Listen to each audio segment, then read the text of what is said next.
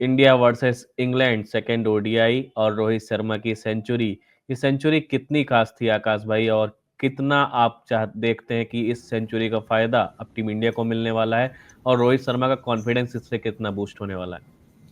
हाँ, ये बिल्कुल 100% राइट है कि this century gonna uplift Rohit Sharma confidence. हम पिछले दो तीन महीने दो हाँ 2-3 महीने से देख ही रहे हैं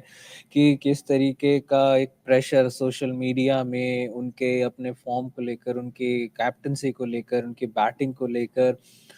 बातें चली जा रही हैं। लोग बातें कर रहे हैं, कुछ लोगों का कहना है कि अब शायद उनका समय पूरा हो चुका है। अब कई सारे ऐसी बातें कही गई कि शायद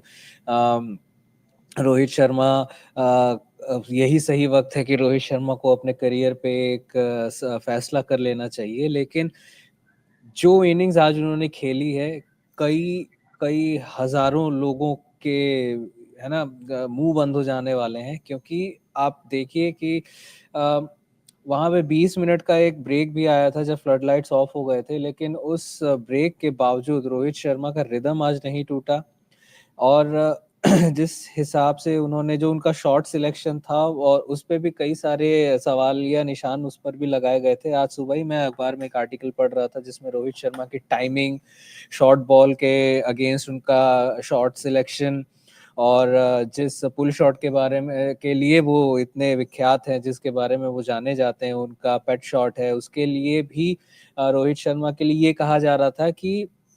समय अब खत्म होता जा रहा है रोहित शर्मा के पास। लेकिन आज रोहित शर्मा की जो इनिंग्स थी, जो 119 रन उन्होंने जो 90 गेंदों में मारे हैं, वो साफ साफ यही दर्शाता है कि आप बातें जितनी भी बना लें, रोहित शर्मा वाइड बॉल के जायंट हैं, और वो हमेशा रहेंगे, और अभी भी वो काबिलियत बची हुई है। मुझे पता है कि रोहित शर्मा के अंदर ये एक सेंस ऑफ अचीवमेंट, एक सेंस ऑफ फुलफिलमेंट होगा कि मैंने इतने महीनों बाद फाइनली आज उनका बल्ला बोला है। लेकिन अभी रास्ता और तय करना है। आप चैंपियंस ट्रॉफी की बात अनिमेश आपने की थी, बिल्कुल। आज विराट कोहली नहीं चल पाए, लेकिन रोहित शर्मा ने जिस तरीके से पूरी जीत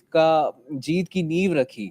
जो आज से 2 साल पहले हम वर्ल्ड कप में देखा करते थे, जो अफगानिस्तान के अगेंस्ट दिल्ली में उनका शतक आया था, और उसके बाद थ्रू आउट द टूर्नामेंट जिस तरीके से वो पूरा एक